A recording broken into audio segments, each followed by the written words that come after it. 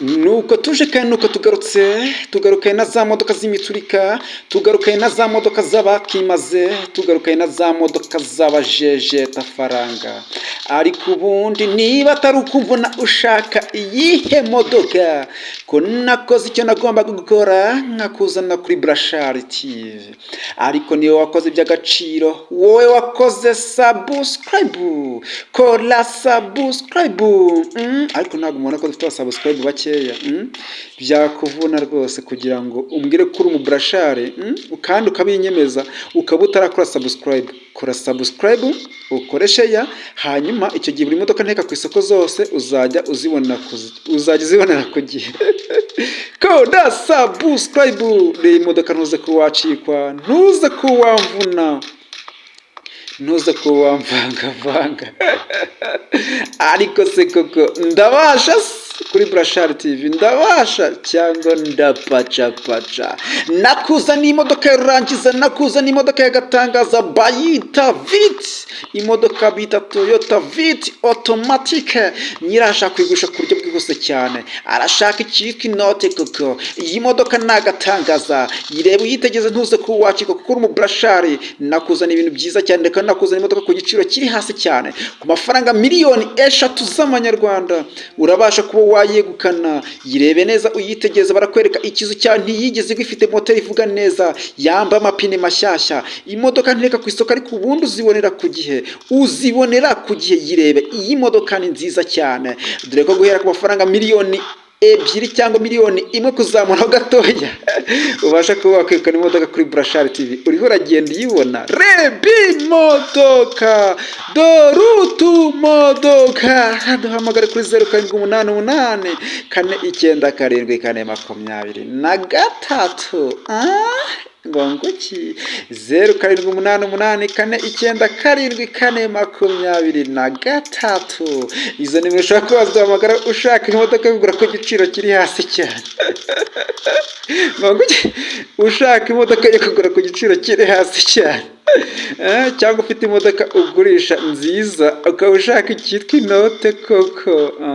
Iyi ni Burashari TV. Bakwirukanye ku kazi, baramaze. Ikitakwishe kiguhindura umunyembaraga. Habura ukwezi kumwe ngo nsinye kontara, intebe nicaragaho bayicaje undi. Umwana w'umusore ufite inzozi zo kuzagera kure kandi heza, mu gahinda kenshi n'umubabaro, nzinga ibikapu nderekeza. Niko gukora next. Burashari TV, Burashari Special Technician, sosiyete icuruza imodoka biri ku rwego rwo hejuru, kwamamaza biri ku rwego rwo hejuru. Ndagushimiye, ndatekereza ko umeze neza kandi uri amahoro. Ndagushimiye ukurikiye Burashari TV, wowe wakoze subscribe, uri inshuti imagara. Imana izaguha umugisha, icyo umutima ushaka kizabe nk'uko ushaka. Niba utarashaka, uwo ushaka buzabane neza nawe. Niba ukigera kuri Burashari TV akaba ari ubwa mbere, ikintu ugomba gukora no gukora subscribe, ugakora share, ugakora comment, kugira ngo imodoka nzajya ntereka ku isoko zose uzajya uzibona. Aka ni ka kazi k'umuturika dufite muri uyu mwaka. Nk'ibisanzwe kuri mikoro ni Burashari, nigena Emmanuel, wowe wakwita dukurikiye Burashari TV. Aka kanya ukaba uri kubona Vit automatique. Reba imodoka, reba imodoka, barakwereka imodoka. Ariko ushaka iyi modoka kugura umuvandimwe wanjye, ushaka imodoka yo kugura yihe? Dufite Toyota Corolla Coupe automatique ku mafaranga miliyoni 4. Dufite hatchback ku mafaranga miliyoni 6,500. Dufite hatchback automatique ku mafaranga miliyoni 7. Dufite Carina ku mafaranga miliyoni 3,500. Dufite Carina ku mafaranga miliyoni 4. Dufite Aritis ku mafaranga miliyoni 7. Ushaka iyihe modoka? Ushaka iyihe modoka? Uzajya uvuga ngo Burashari TV ntago mbikora. Ndabikora se cyangwa ntago mbikora? Ndatwika se cyangwa ndashumika? Bishyire muri comment. Hanyuma ubundi tugendane, buri modoka ntega ku isoko uzajya uyibona ku gihe. Bayita Avensis Verso 2.3. Iyi modoka ni nziza cyane nko kuyibona, barakwereka ka video kayo. Iyi bayita Avensis Verso 2.3 ni nshyashya. iherereye Kigali hese. Iyi modoka ikaba iri ahantu bita i Rubavu. Nyirayo arashaka kuyigurisha ku buryo bwihuse cyane, amafaranga miliyoni 11 urayegukana. Iri Rubavu ni nshyashya, ntize kuba yagucika. Barakwereka Lava4 nouveau modèle automatique. Nabwo ngo duhamagara kuri 0788497423. Nitwe dutunganya imisoro twatumwemo kuri 98%. Uzumva byinshi kuri Brashari TV, bimwe ukore ku mutima, ibindi ukore mu bwonko, ariko ibyinshi bizagusigira isomo. Reba imodoka ntuze kuba mvuna, byakuvuna kugira ngo nyumvishe kuri umunyamugihe ukaba utazi Brashari TV. Byaciye mu zihe nzira? Byaciye mu zihe nzira? Ariko se mbabaza ikibazo kimwe, Brashari TV murayikurikira? None se niba unayikurikira wakoze subscribe?